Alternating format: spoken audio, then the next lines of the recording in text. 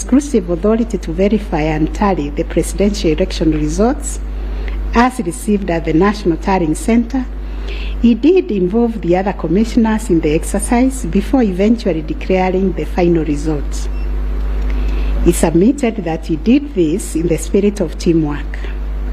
The chairperson of IEBC states that indeed the 4 commissioners were involved in the preparation of the 9th August general elections from the time of their swearing into office all the way to the verification and tallying of results at the National Tallying Center until they withdrew from the exercise just when he was set to declare the final result.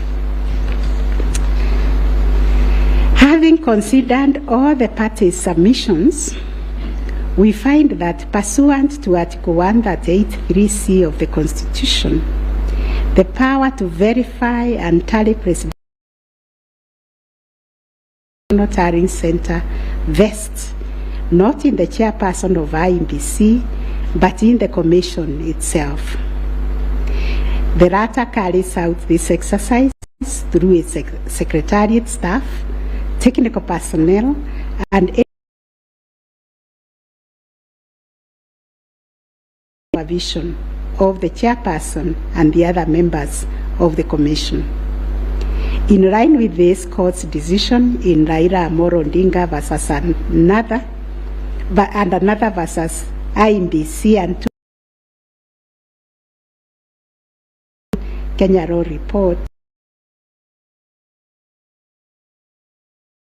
appeal decision in IEBC versus Maina Kiai, we also find that the chairperson cannot arrogate to himself the power to verify and tally the results of a presidential election to the exclusion of other members of the Commission. Indeed, Article 138(10) of the Constitution, although the power to declare the results of a presidential election after verification and tallying is vested in the chairperson, he does so only as a delegate of the Commission. Consequently, to the extent that Regulation 87(3) of the Elections General Regulation purports to vest the power of verifying and tallying presidential election results as received at the National Tallying Center solely on the chairperson to the exclusion of other members of the Commission, the same is contrary to and inconsistent with the provisions of the Constitution. That said, we, however, take cognizance of the fact that the 4th, 5th, 6th, and 7th respondents, referred to as the 4 commissioners, actively participated in the verification and tallying exercise from the beginning up to and until just before the declaration of the results by the chairperson. They took turns announcing the results as verified and tallied, and were present and active during the actual verification and tallying at Bomas. An example is when one of them, Justice Nyangaya, stood on the podium to announce to the public results and also announced an adjustment that had been occasioned by errors of tabulation. The events of 15th August 2022, therefore, came as a surprise. As the public waited for the chairperson of IEBC to declare the final result, sporadic violence broke out at Bomas. The violence swiftly was contained by the security forces, but there was unexpected drama as 2 different factions of the Commission began to emerge. Kenyans found themselves watching an appalling split-screen scenario on their television sets. On one part of the screen was the chairperson readying himself to declare the results in accordance with Article 138(10) of the Constitution. On the other part of the screen were the 4 commissioners on the where they announced that they would not own the results that were soon to be declared by the Commissioners informed the public of their rejection of the yet-to-be-announced results, terming them opaque, due to the manner in which the chairperson had been conducting the verification and tallying exercise. In his affidavit dated 25th August 2022, Justice Nyangaya affirmed that the chairperson's actions during the tallying and verification exercise at Bomas made it difficult to ascertain the total number of votes cast and the actual number of votes attained by each candidate, so as to enable him authoritatively state the commission and declared accurate results.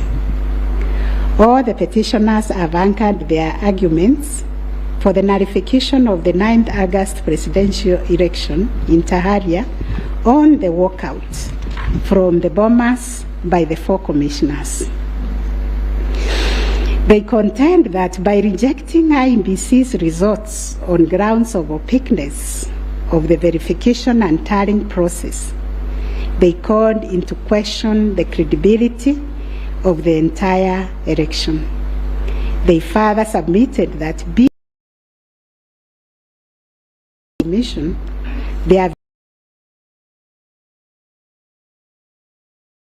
it is the petitioner's argument, therefore, further submitted that being in the majority out of the 7-member commission, their view should prevail and the election should be nullified. It is the petitioner's argument, therefore, that a dysfunctional commission cannot deliver a credible election. We note that apart from their 11th hour denunciation of the verification and tallying process and their averments regarding the conduct of the chairperson, the 4 commissioners have not placed before this court any information or documents showing that the elections were either compromised or that the result would have substantially differed from that declared by the chairperson. Critically, they have not explained why they participated in a verification process when they knew that it was opaque up until the last minute. Indeed, at the Serena Hotel press briefing, the 4 commissioners acknowledged that thus far the entire election had been managed efficiently and credibly. The chairperson on his part did not make matters any better by maintaining a stoic silence, even as things appeared to be falling apart.